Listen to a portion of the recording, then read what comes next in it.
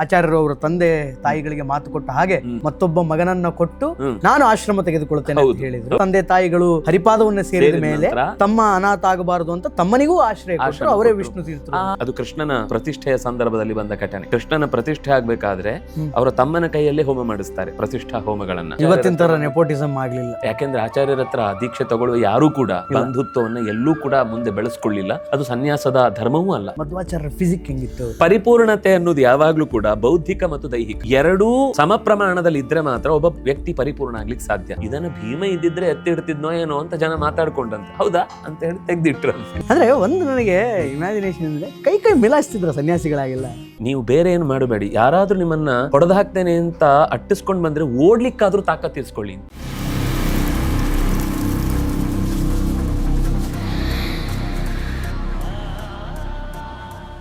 ಸಾಂದರ್ಭಿಕವಾಗಿ ಕೋಟ್ ಮಾಡ್ತೀನಿ. ಆಚಾರ್ಯರು ಅವರ ತಂದೆ ತಾಯಿಗಳಿಗೆ ಮಾತು ಕೊಟ್ಟ ಹಾಗೆ ಮತ್ತೊಬ್ಬ ಮಗನನ್ನ ಕೊಟ್ಟು ನಾನು ಆಶ್ರಮ ತೆಗೆದುಕೊಳ್ತೇನೆ ಅಂತ ಹೇಳಿದ್ರು. ತಂದೆ ತಾಯಿಗಳು ಹರಿಪಾದವನ್ನ ಸೇರಿದ ಮೇಲೆ ತಮ್ಮ ಅನಾಥ ಆಗಬಾರದು ಅಂತ ತಮ್ಮನಿಗೂ ಆಶ್ರಯ ಕೊಟ್ಟರು. ಅವರೇ ವಿಷ್ಣು ತೀರ್ಥರು.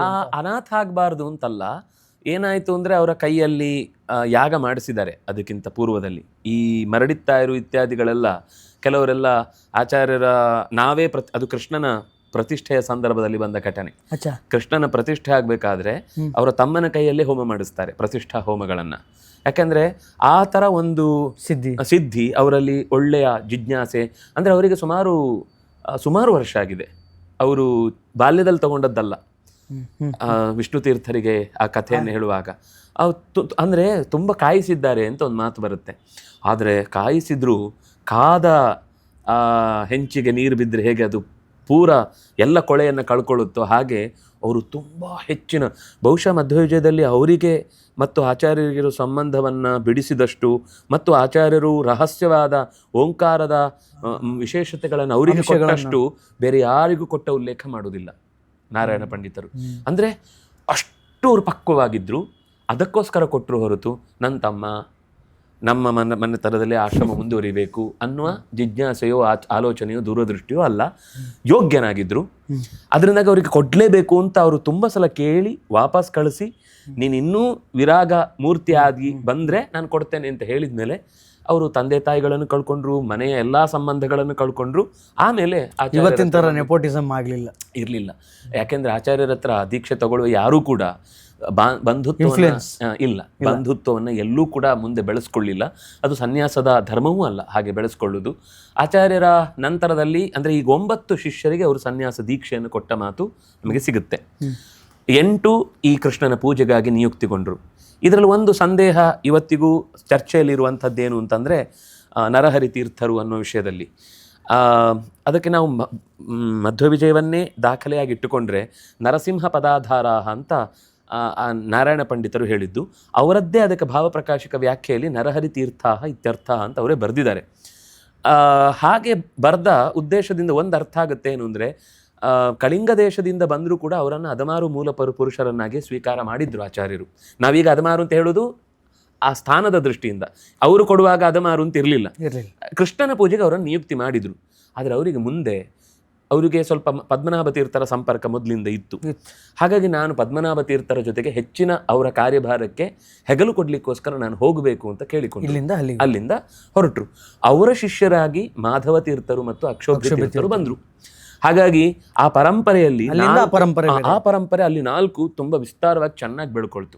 ಇಲ್ಲಿ 8 ಜನ ಎಲ್ಲಿಗೆ ಹೋದ್ರೂ ಕೂಡ ಪರ್ಯಾಯಕ್ಕೆ ಕೃಷ್ಣನ ಪೂಜೆಗೆ ಬರಲೇಬೇಕಿತ್ತು. 2 ವರ್ಷ ಕಥೆ ಬಂದಾಗ ಅಲ್ಲೊಂದು ಕಥೆ ಇದೆ. 1522 ತನಕ ಅಂದ್ರೆ ಆಚಾರ್ಯರ ಕಾಲ ಅಂದ್ರೆ ನಾವು 2237 ಆಚಾರ್ಯರು ಹುಟ್ಟು.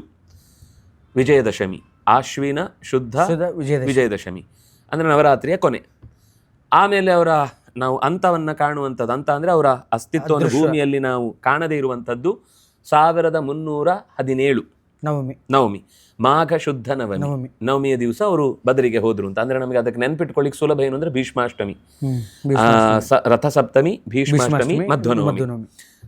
ಈ ಮಧ್ಯದಲ್ಲಿ ಆಚಾರ್ಯರು ಕೃಷ್ಣನನ್ನ ಪ್ರತಿಷ್ಠೆ ಮಾಡಿದ್ದು ಮೊದಲ ಸರ್ತಿ ಬದರಿಗೆ ಹೋಗಿ ದಕ್ಷಿಣದ ಈ ಶ್ರೀರಂಗಂ, ಆಮೇಲೆ ರಾಮೇಶ್ವರ, ಆಮೇಲೆ ಕನ್ಯಕಾ ತೀರ್ಥ ಇತ್ಯಾದಿಗಳಿಗೆಲ್ಲ ಹೋಗಿ ಬಂದ ಮೇಲೆ ಪ್ರತಿಷ್ಠೆ ಮಾಡಿದ್ರು. ಸುಮಾರು ಒಂದು 30-35 ಆಸುಪಾಸು ಇರಬಹುದು ಕೃಷ್ಣನ ಪ್ರತಿಷ್ಠೆ, ಅವರ ವಯಸ್ಸು. ಆ ವಯಸ್ಸಿನ ಕಾಲದಿಂದ ಹಿಡಿದು 1522 ತನಕವೂ ಕೂಡ ಕೃಷ್ಣನ ಪೂಜೆಯ ವ್ಯವಸ್ಥೆಯಲ್ಲಿ 2 ತಿಂಗಳ ವ್ಯವಸ್ಥೆ ಇತ್ತು. ಅಂದ್ರೆ 2 ತಿಂಗಳು ಒಬ್ಬೊಬ್ರು 8 ಮಠದಲ್ಲಿ 1.5 ವರ್ಷಕ್ಕೆ ಒಂದು ಸರ್ತಿ ಟರ್ಮ್ ಮುಗಿದೋಗ್ತಿತ್ತು. 8 ಜನರದು ಮುಗಿದೋಗ್ತಿತ್ತು. ಇದು ವಾದಿರಾಜರ ಕಾಲದ ತನಕವೂ ಹೀಗೆ ನಡೆದಿದೆ. ಅಂದ್ರೆ ವಾದಿರಾಜರು ಸುಮಾರು 20ನೇ ತಲೆಮಾರು ಆಚಾರ್ಯರ ಪರಂಪರೆಯಿಂದ. ಅವ್ರಿಗೆ ಅನ್ನಿಸ್ತು ಇದು ತೀರಾ ಅವ್ರಿಗೇನು ವೈಯಕ್ತಿಕ ಸಾಧನೆ ಮಾಡ್ಕೊಳ್ಳಿಕ್ಕೂ ಆಗಲ್ಲ, ತೀರ್ಥಯಾತ್ರೆಗೆ ಹೋಗಿ ಬರ್ಲಿಕ್ಕೆ ಆಗಲ್ಲ, 1.5 ವರ್ಷ ಮಿನಿಮಮ್ ಬೇಕಾಗ್ತಿತ್ತು. ಅಂದ್ರೆ ಈಗ ಬದರಿಗೆ ಎಲ್ಲೋದ್ರು ಹೋಗಿ ಬರ್ಬೇಕು, ಅಷ್ಟೊಳಗೆ ಓಡಿ ಬರಬೇಕು, ಆ ಪಾದಯಾತ್ರೆ ಅಷ್ಟರೊಳಗೆ ಓಡಿ ಬರಬೇಕು, ಇದೊಂಥರ ಗಡಿಬಿಡಿ. ಅದರ ಜೊತೆಗೆ ಕೃಷ್ಣನ ಪೂಜೆಯ ವಿಷಯಗಳು ಅರ್ಥ ಆಗೋದ್ರೊಳಗೆ ಮುಗಿದೋಗ್ತಿತ್ತು. ಅದನ್ನ ಅರ್ಥ ಮಾಡ್ಕೊಳ್ಳಿಕ್ಕೂ ತಿಂಗಳುಗಟ್ಟಲೆ ಬೇಕು ಕೆಲವೊಂದು ಸರ್ತಿ ಅಲ್ಲಿಯ ಪರಿಸ್ಥಿತಿಗಳನ್ನ. ಅದು 14 ಪೂಜೆ ಅಂದ್ರೆ ನೀವು ಬೇರೆ ದೇವಸ್ಥಾನದ ತಂತ್ರಗಳ ತರ ಅಲ್ವೇ ಅಲ್ಲ. ಅದು ಈ ಕಾಟಾಚಾರಕ್ಕೆ ಮಾಡುವ ಹಾಗೆ ಸುಮ್ಮನೆ ಕೈ ಹೀಗೆ ತೋರಿಸಿಬಿಟ್ರೆ ಆಗಲ್ಲ. ತುಂಬಾ ಕೆಲಸ ಇದೆ. ಬಹುಶಃ ಇಷ್ಟು ಶುಚಿತ್ವ, ಮಡಿ ಅನ್ನೋ ಶಬ್ದ ನಾನು ಬಳಸಲ್ಲ, ಇಷ್ಟು ಶುಚಿಯ ವ್ಯವಸ್ಥೆಯನ್ನ ನೀವು ಎಲ್ಲೂ ಕಾಣ್ಲಿಕ್ಕೆ ಸಾಧ್ಯ. ಅಷ್ಟು ಶುಚಿಯ ವ್ಯವಸ್ಥೆ ಅದ್ರೊಳಗಿದೆ. ನೋಡ್ಲಿಕ್ಕೆ ಅದು ಅಶುಚಿ ಅಂತ ನಿಮಗೆ ಮೇಲ್ನೋಟಕ್ಕೆ ಕಾಣುವಂಥದ್ದು ಕಂಡ್ರು ವಸ್ತುಗಳ ಬಳಕೆಯ ದೃಷ್ಟಿಯಲ್ಲಿ ಆಗುವ ಶುಚಿತ್ವ ಅತ್ಯಂತ ಅದು ತಿಳ್ಕೊಂಡು ಮಾಡುವುದೇ ಕಷ್ಟ. ಇವತ್ತಂತವ್ರು ಸಿಕ್ಕಿದ್ದಾರೆ ಅಂದ್ರೆ ಅವರು ಆ ಕೆಲಸ ಮಾಡೋರಿದ್ದಾರಲ್ಲ, ಅವರು ತುಂಬಾ ದೊಡ್ಡ ಶ್ರಮಿಗಳು, ತುಂಬಾ ತುಂಬಾ ಕೃತಜ್ಞತೆಗೆ ನಮ್ಮಿಂದ ಅವರು ಗೌರವಕ್ಕೆ ಪಾತ್ರರವರು. ಬೆಳಿಗ್ಗೆ 2 ಗಂಟೆಗೆ 3 ಗಂಟೆಗೆ ಕೆಲಸ ಶುರು ಮಾಡಬೇಕಾಗತ್ತೆ ನಿತ್ಯ. ಅವರಿಗೆ ಒಂದ್ ದಿವಸ ಅಲ್ಲ ಇದು, ಯಾವ ಪರ್ಯಾಯ ಬಂದಾಗ್ಲೂ ಅವ್ರಿಗೆ ಆ ಕೆಲಸ ಇದ್ದೇ ಇರುತ್ತೆ, ಕಾಯಂ ಇರುತ್ತೆ. ಅಂದ್ರೆ ಅಂತಹ ಶ್ರದ್ಧೆಯಿಂದ ಕೆಲಸ ಮಾಡೋರು. ಅಲ್ಲಿ ಒಂದು ಮಾತಿದೆ, ಯಾವನೋ ಒಬ್ಬ ವಿದೇಶಿಯ ಹೇಳಿದ ಮಾತು, ಇಲ್ಲೊಂದು ಜಿರಳೆಯಾಗಿಯೋ ಇಲಿಯಾಗಿಯೋ ಒಂದು ಇರುವೆ ಆಗಿಯೋ ಹುಟ್ಟಬೇಕು ಅಂತಂದ್ರು ತುಂಬಾ ಪುಣ್ಯ ಮಾಡಿರ್ಬೇಕು, ಆ ವಾತಾವರಣದಲ್ಲಿ ಇರುವುದೇ ದೊಡ್ಡ ಭಾಗ್ಯ ಅಂತ. ಬುದ್ಧಿ ಇಲ್ಲದೆ ಹೋದ್ರೆ ಅದು ಬೇರೆ ಪ್ರಶ್ನೆ. ಆದ್ರೆ ಬುದ್ಧಿ ಇದ್ರೂ ಕೆಲವೊಂದ್ ಸರ್ತಿ ಆ ಜಿರಳೆಯಾಗಿ ಹುಟ್ಟಿದ್ರು ಅವನು ಸೇವೆ ಮಾಡ್ಲಿಕ್ಕೆ ಆಗದೆ ಏನು ಅಸಾಧ್ಯವಾದ ಸಂಗತಿ ಇದ್ರೆ ಆ ಭಾಗ್ಯ ಬರುತ್ತೆ ಅನ್ನೋ ದೃಷ್ಟಿಯಿಂದ. ಹಾಗಾಗಿ ಆಚಾರ್ಯರ ಕಾಲದಲ್ಲಿ ಇದ್ದ ಆ 2 ತಿಂಗಳ ವ್ಯವಸ್ಥೆಯನ್ನ ವಾದಿರಾಜರು 2 ವರ್ಷಕ್ಕೆ ಬದಲಾಯಿಸಿದ್ರು. ಹಾಗಾಗಿ ಅದು 14 ವರ್ಷಕ್ಕೊಮ್ಮೆ, ಅಂದ್ರೆ ಒಟ್ಟು 16 ವರ್ಷ ಟರ್ಮ್. 14 ವರ್ಷ ಆದ ತಕ್ಷಣ ಇನ್ನೊಬ್ಬನಿಗೆ, ಹೊಸ ಪೀಳಿಗೆಯವರಿಗೆ ಅದು ಸಿಗ್ತಾ ಬರುತ್ತೆ ಅಂತ ಅನ್ನುವ ಹಾಗೆ ಇವತ್ತಿಗೆ 31ನೇ ಟರ್ಮ್ ನಡೀತಾ ಇದೆ. ಇದು ಈಗ ವಾದಿರಾಜರ ಕಾಲದಿಂದ ಅದು ನಡೆದದ್ದು. ಅವರಿಗೆ ಇದ್ದ ದೂರದೃಷ್ಟಿಯ ಬಗ್ಗೆ ತುಂಬಾ ತುಂಬಾ ಹೇಳಬೇಕಾದ ಸಂಗತಿಗಳು. ಆ ಆಚಾರ್ಯರ ನಂತರ ತುಳುನಾಡು ಅಥವಾ ಈ ಭೂಮಿ ಕಂಡ ಒಂದು ಅಪರೂಪದ ವಿಭೂತಿ ವ್ಯಕ್ತಿ ಅಂದರೆ ವಾದಿರಾಜರು.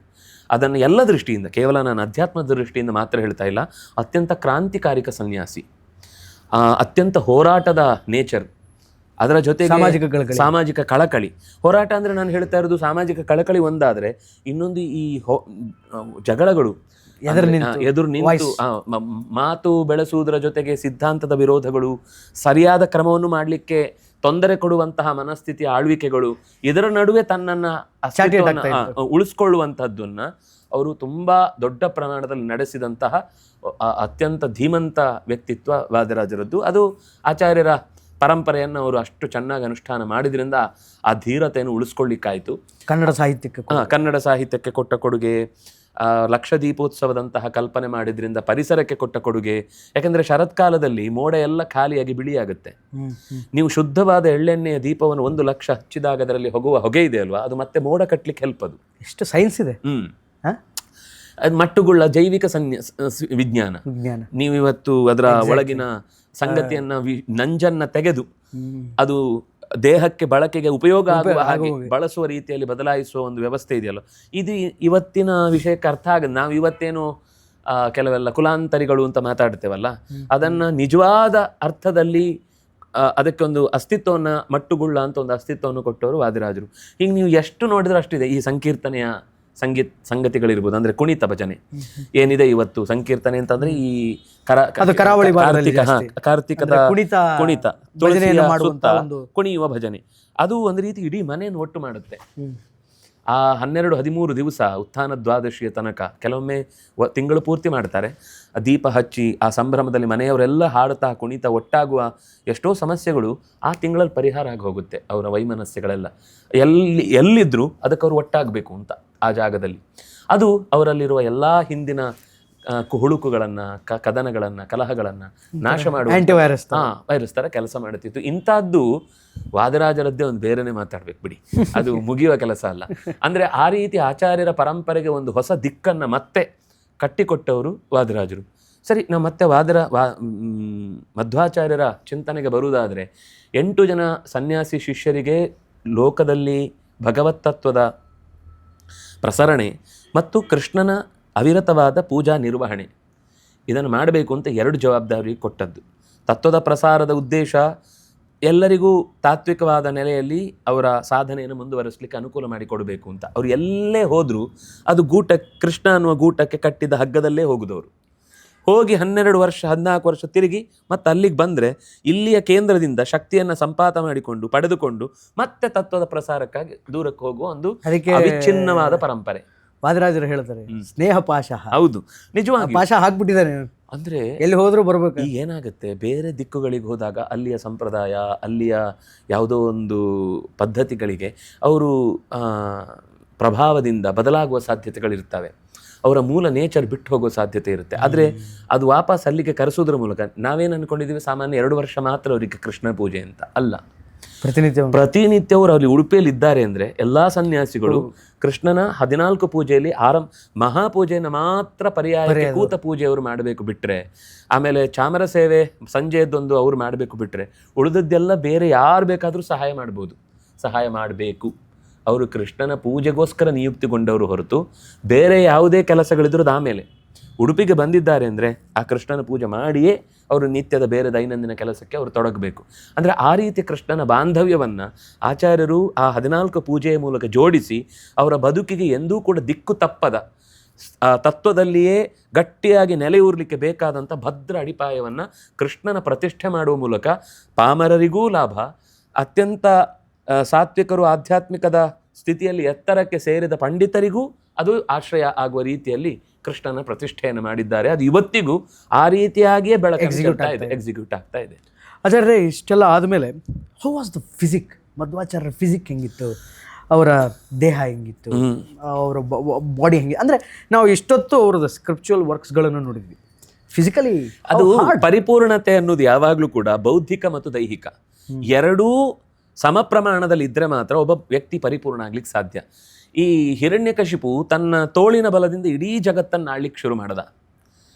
ಅವನಿಗೆ ಇಂಥದ್ದು ಯಾವುದು ವಶ ಆಗಲಿಲ್ಲ ಅಂತ ನೀವು ಹೇಳಲಿಕ್ಕೆ ಬರಲ್ಲ.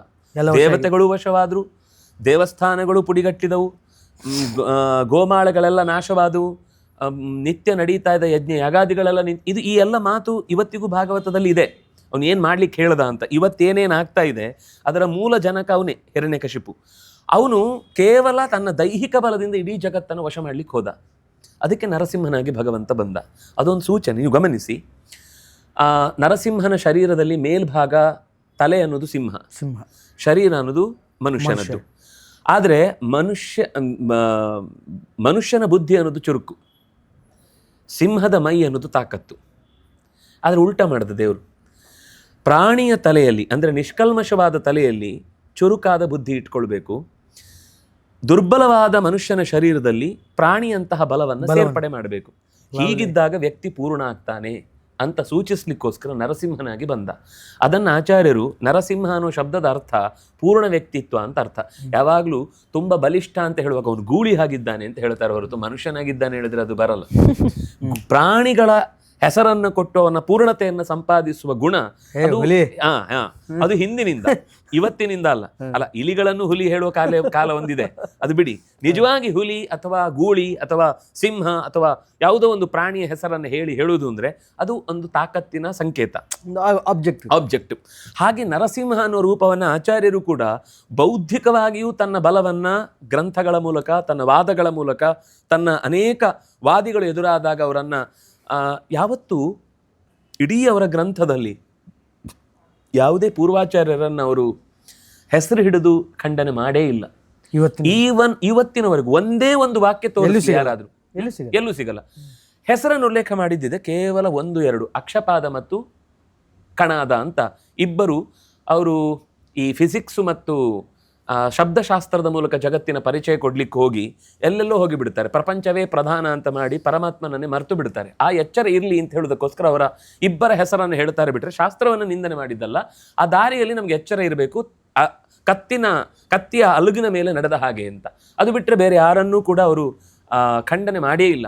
ವಿಷಯವನ್ನು ಖಂಡನೆ ಮಾಡ್ತಾರೆ, ಇದು ವಿಷಯ ತಪ್ಪು, ಆದರೆ ಈ ವಿಷಯ ಯಾರು ಹೇಳಿದ್ದಾರೋ ಅದು ಅವ್ರಿಗೆ ಗೊತ್ತಾದರೆ ಸರಿ. ಅವ್ರ ಹೆಸರು ಹೇಳಿಯೇ ಉಲ್ಲೇಖ ಮಾಡಬೇಕಾದಾಗತ್ತೆ. ನಮಗೆ ವಿಷಯ ಮಾತ್ರ, ವ್ಯಕ್ತಿ ಮುಖ್ಯ ಅಲ್ಲ. ವ್ಯಕ್ತಿಯಿಂದ ಪ್ರತಿಪಾದಿಸಲ್ಪಟ್ಟ ವಿಷಯದಲ್ಲಿ ದೋಷ ಇದ್ರೆ ಹಾಗಂತ ಹೇಳಿ ಅವ್ರು ಹೇಳಿದ ಎಲ್ಲಾ ವಾಕ್ಯಗಳನ್ನು ಖಂಡನೆ ಮಾಡಿಲ್ಲ. ಯಾವುದು ಸರಿ ಇದೆ ಅದನ್ನು ಮೌನದಿಂದ ಸಮ್ಮತಿ ಕೊಟ್ಟಿದ್ದಾರೆ. ಯಾವುದ್ರಲ್ಲಿ ತಪ್ಪಿದೆ ಇದು ನೋಡಿ, ಇದು ವೇದವ್ಯಾಸರ ಮಾತಿಗೆ ವಿರೋಧ, ನನಗೆ ವಿರೋಧ ಅಲ್ಲ, ವೇದವ್ಯಾಸರ ಮಾತಿನಲ್ಲಿ ವಿರೋಧ ಇದೆ ಅಂತ ಸೂಕ್ಷ್ಮವಾದ ಬೌದ್ಧಿಕ ಶಕ್ತಿಯನ್ನು ಪ್ರದರ್ಶನ ಮಾಡಿದ್ದಾರೆ ಗ್ರಂಥಗಳಲ್ಲಿ.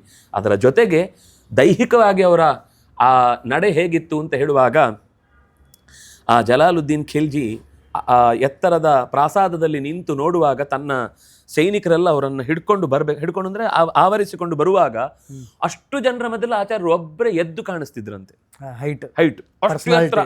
ಮತ್ತೆ ಮುಖದಲ್ಲಿ ಒಂದು ಚೂರು ಭಯವಾಗಲಿ, ಅಯ್ಯೋ ಇವರು ಎಲ್ಲಿ ಕರ್ಕೊಂಡು ಹೋಗ್ತಾರೋ ಅಂತನ್ನುವ ಕಂಗಾಲುತನವಾಗಲಿ ಏನೂ ಇರಲಿಲ್ಲ. ಆರಾಮವಾಗಿ ಬಂದರು ಅಂತ ಹೇಳುವಾಗ ಅವರ ಎತ್ತರದ ಆ ಗುಣವನ್ನ ಅವನು ನೋಡಿದ ಅಂತ ಹೇಳ್ತಾರೆ. ಹನುಮ ಭೀಮನ ಮದ್ದು ಅವತಾರದ ಕೊನೆಯ ಅವತಾರದ ಮಾತು ಅಂತ. ಅದು ಬಿಟ್ರೆ ಬಂಡೆಯನ್ನ ಎತ್ತಿದ್ದು ತುಂಗಭದ್ರೆಯ ತಡದಲ್ಲಿರುವಂತಹ ಭದ್ರಾ ಅನ್ನುವ ನದಿಯ ದಂಡೆಯಲ್ಲಿರುವಂತಹ ಏಕೇನೈವ ಹಸ್ತೇನ, ಒಂದೇ ಕೈಯಿಂದ ಎತ್ತಿದ ಬಂಡೆ ಅಂತ ಇವತ್ತಿಗೂ ಅದರಲ್ಲಿ ಲೇಖ ಇದೆ. ಅದನ್ನ ಜನರಿಗೆ ಹೋಗ್ಲಿಕ್ಕೆ ಆ ಕಡೆಯಿಂದ ಈ ಕಡೆಗೆ ನದಿ ತುಂಬಾ ತೊಂದರೆ ಕೊಡ್ತಾ ಇತ್ತು, ಅಡ್ಡವಾಗಿತ್ತು, ಪ್ರವಾಹದಿಂದ ಹಾದು ಹೋಗ್ಲಿಕ್ಕೆ ಆಗ್ತಿರ್ಲಿಲ್ಲ ಅನ್ನೋದಕ್ಕೋಸ್ಕರ ಇದನ್ನು ಭೀಮ ಇದ್ದಿದ್ರೆ ಎತ್ತಿಡ್ತಿದ್ನೋ ಏನೋ ಅಂತ ಜನ ಮಾತಾಡ್ಕೊಂಡಂತೆ. ಹೌದಾ ಅಂತ ಹೇಳಿ ತೆಗ್ದಿಟ್ರಂತೆ. ನಾನೇ ಭೀಮ ಹೇಳಿಲ್ಲ ಅಷ್ಟೇ, ಕ್ರಿಯೆ ತೋರಿಸಿ ಹೊರಟೋದ್ರು. ಅವ್ರು ಮತ್ತೆ ಕಾಯಲ್ಲ, ಕಾಂಪ್ಲಿಮೆಂಟರಿಗೋಸ್ಕರ ಎದ್ದು ಹೋಗ್ತಿದ್ರು. ಇನ್ನು ಅವರ ಭೀಮನ್ ತರ ಎತ್ತಿದ ಅನ್ಕೊಂತಾರೆ ಅಷ್ಟೇ, ಆದ್ರೆ ಭೀಮನೇ ಅಂತ ಗೊತ್ತಾಗಲ್ಲ. ಆಚಾರ್ಯರ ಶಿಷ್ಯರು ಅವ್ರಿಗೆ ಒಂದು ಸ್ವಲ್ಪ ವಯಸ್ಸಾದ ಸಂದರ್ಭದಲ್ಲಿ ಅವ್ರು ರಸ್ಲಿಂಗ್ ಕಲಿಸ್ತಾ ಇದ್ರು. ಹೌದಾ? ಮಧ್ವಾಚಾರ್ಯರು 3 ಪ್ರಸಂಗ ಬರುತ್ತೆ. ಒಂದು, ಹುಡುಗರಿಗೆಲ್ಲ ಆಚಾರ್ಯರಿಗೆ ವಯಸ್ಸಾಯ್ತು, ಈಗ ಮೊದಲಿನ ಹಾಗೆ ತಾಕತ್ತಿಲ್ಲ ಅಂತ ಅನ್ಕೊಂಡಿದ್ರು, ಹೇಳಲಿಲ್ಲ ಬಾಯಲ್ಲಿ. ಅದಕ್ಕೆ ಆಚಾರ್ಯ ಹೌದು ಅವ್ರಿಗೆ ಗೊತ್ತಾಯ್ತು ಅವರ ನಡೆ ನುಡಿಯಲ್ಲೆಲ್ಲ, ಆಚಾರ್ಯ ನೀವು ಬೇಡ ಆಚಾರ್ಯ, ನಾವೇ ಇಡ್ತೀವಿ ಅಂತೆಲ್ಲ ಹೇಳುವಾಗ ಅದರ ಅರ್ಥ ನಿಮ್ ವಯಸ್ಸಾಗಿದೆ, ನೀವು ಸುಮ್ಮನೆ ಕೂಡಿ ಅಂತ ನೋಡಿ. ಅದಕ್ಕೆ ಆಚಾರ್ಯರು ಒಂದ್ ದಿವಸ ಬನ್ನಿ 15-16 ಜನ ಹುಡುಗರಿಗೆ, ಎಲ್ಲ ಎಳೆ ವಯಸ್ಸಿನ ಹುಡುಗರು ಎಲ್ಲರೂ ಕೂಡ ನನ್ನ ಮೇಲೆ ಮುಗಿಬಿದ್ದು ನನ್ನ ಕೈಯನ್ನ ಈ ನೆಲದಿಂದ ಎತ್ತಬೇಕು. ಅದು ಹೀಗೆ ಹೆಬ್ಬೆರಳು ಊಡುವ ಕ್ರಮ ಇದೆ. ಅದರಲ್ಲಿ ನೀವು ಹೆಬ್ಬೆರಳು ಎತ್ತೋದು ಬೇಡ, ನನ್ನನ್ನು ಎಳೆದ್ರು ಸರಿ, ಒಟ್ಟು ನನ್ನನ್ನು ಅಲ್ಲಿಂದ ಎತ್ತಬೇಕು, ಎಲ್ಲರೂ ತಮ್ಮ ಪೂರ್ಣ ಪ್ರಯೋಗ ಹಾಕಬೇಕು ಅಂತ ಹೇಳಿದ್ರು. ಎಲ್ಲರೂ ಮುಗಿಬಿದ್ದು ಎಲ್ಲರ ಆಚಾರ್ಯರ ಅಡಿಗೆ ಬಿದ್ರು. ಆಚಾರ್ಯರು ಹಿಡಿದು ನಿಲ್ಲಿಸಿದ್ರು. ಆಗ ಆ ಶಿಷ್ಯರು ಹೇಳ್ತಾರಂತೆ, ಓ ಇಡೀ ಮೇರು ಪರ್ವತವೇ ನಮ್ಮ ಮೇಲೆ ಬಿದ್ದಾಗಿದೆ, ದಯವಿಟ್ಟು ಕೈ ಎತ್ತಿಡಿ, ನಿಮ್ಮ ಭಾರವನ್ನು ನಮಗೆ ತಡಲಿಕ್ಕೆ ಆಗ್ತಾ ಇಲ್ಲ ಅಂತ. ಒಬ್ರಿಗೂ ಆಚಾರ್ಯರನ್ನು ಅಲುಗಾಡಿಸ್ಲಿಕ್ಕಾಗ್ಲಿಲ್ಲ, ಆಚಾರ್ಯರು ಅವರ ಮೇಲೆ ಬಿದ್ದಾಗ ಎದ್ದೇಳಲಿಕ್ಕಾಗ್ಲಿಲ್ಲ. ಇದು ಒಂದು ಪ್ರಸಂಗ. ಎರಡನೇ ಪ್ರಸಂಗ ಏನು ಅಂದ್ರೆ, ಇಬ್ಬರು ಜಟ್ಟಿಗಳು ಬಂದು ಆಚಾರ್ಯರ ಮೇಲೆ ಯಾರೋ ಕಳುಹಿಸಿಕೊಟ್ಟದ್ದು, ಅವರನ್ನು ತುಂಬಾ ತೊಂದರೆ ಕೊಡ್ತಿದ್ದಾರೆ, ನಮ್ಮ ಹಿಂದಿನ ಪ್ರಶ್ನೆಗಳನ್ನೆಲ್ಲ ಉಫಿ ಅಂತ ಮಾಡಿ ಹಾಕ್ತಿದ್ದಾರೆ, ಅವರನ್ನ ಎಲಿಮಿನೇಟ್ ಮಾಡಬೇಕು, ನಾವು ಹೊಡೆದು ಬನ್ನಿ ಅಂತ.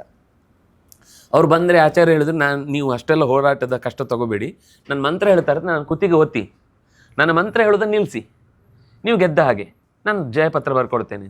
ಆಚಾರ್ಯರು ವೇದ ಮಂತ್ರವನ್ನು ಹೇಳ್ತಾ ಇದ್ದಾರೆ, ಕುತ್ತಿಗೆ ಹಿಡಿದು ಅವ್ರಿಗೆ ಸುಸ್ತಾಯಿತು.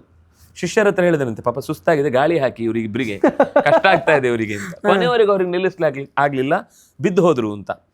ಇನ್ನೊಂದು ಸರ್ತಿ ಅವರಿಗೆ ಅಷ್ಟು ಭಾರ ಇದ್ರೂ ಕೂಡ ಅದರ ಜೊತೆಗೆ ಆ ಲಘುತ್ವ ಅನ್ನೋದಿತ್ತು ಅನ್ನೋದಕ್ಕೋಸ್ಕರ ನಾರ್ಶ್ಯ ಅಂತ ನರಸಿಂಹನ ದೇವಸ್ಥಾನ ಒಂದಿದೆ ಈಗಲೂ. ಆ ಜಾಗದಲ್ಲಿ ಒಬ್ಬ ಹುಡುಗನ ಹೆಗಲ ಮೇಲೆ ತಾನು ಆರಾಮವಾಗಿ ಕೂತು ಅವನು ದೇವಸ್ಥಾನಕ್ಕೆ ಪ್ರದಕ್ಷಿಣೆ ಬರುವ ಹಾಗೆ ಎಲ್ಲ ಜನರ ಮುಂದೆ ತನ್ನ ಲಘುತ್ವವನ್ನು ಪ್ರಕಟಿಸಿ, ಅವನಿಗೆ ವೇಟ್ಲೆಸ್ ಹತ್ತಿ ಎತ್ತಿದ ಹಾಗೆ ಆಗ್ತಿತ್ತು ಅಂತ. ಇದ್ರೆ ಅಷ್ಟು ಗಟ್ಟಿನೂ ಇದೀನಿ, ಅಷ್ಟು ಹಗುರನೂ ಆಗ್ತೀನಿ ಬೇಕಾದಾಗ. ಅದು ಹನುಮಂತನ ಲಕ್ಷಣ. ಹನುಮಂತ ಪರ್ವತವನ್ನು ಹೇರಿದಾಗ ದೊಡ್ಡ ಶರೀರದವನಾದ, ಆ ರಾಕ್ಷಸಿಯ ಬಾಯಿಯನ್ನು ಪ್ರವೇಶಿಸುವಾಗ ಒಂದು ಸಣ್ಣ ನುಸಿ ಅಂತಾದ, ಮುಂದೆ ಒಂದು ಬೆಕ್ಕಿನ ರೂಪದಲ್ಲಿ ಇಡೀ ಲಂಕೆಯನ್ನು ಪ್ರವೇಶಿಸಿದ ಅಂತನ್ನುವ ಮಾತುಗಳೆಲ್ಲ ಬರ್ತವೆ. ಅದು ಆಚಾರ್ಯರು ಕೂಡ ತೋರಿಸಿದ್ದು. ಮತ್ತೊಮ್ಮೆ ಉಪೇಂದ್ರ ತೀರ್ಥರು ಅಂತ ಒಟ್ಟು 3 ಸರ್ತಿ ಅವರ ಮೇಲೆ ಈ ದರೋಡೆಕೋರರ ದಾಳಿಯಾದದ್ದನ್ನು ಮಧ್ವವಿಜಯ ಉಲ್ಲೇಖ ಮಾಡುತ್ತೆ. ಅದರಲ್ಲಿ ಒಂದು ಸರ್ತಿ ತಮ್ಮ ಗಂಟನ್ನು ಏನು ಅವ್ರ ಊರಿಂದ ಊರಿಗೆ ಹೋಗುವಾಗ ಒಂದಿಷ್ಟು ದೇವರು ಅವರ ಅದಕ್ಕೆ ಸಂಬಂಧಪಟ್ಟ ಪದಾರ್ಥಗಳೆಲ್ಲ ತೊಗೊಂಡು ಹೋಗ್ತದೆ.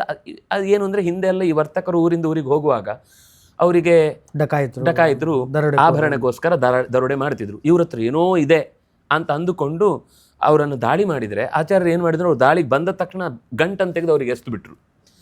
ಅವರಿಗೆ ಸುಲಭ ಆಯ್ತಲ್ಲ, ಸಿಕ್ಬಿಡ್ತು ಅಂತ. ಆದರೆ ಸಿಕ್ಕಿದ ಮೇಲೆ ನಿರ್ಧಾರ ಮಾಡಿರಲಿಲ್ಲ ಅದು ಯಾರು ಹಂಚ್ಕೊಳ್ಬೇಕು ಅಂತ.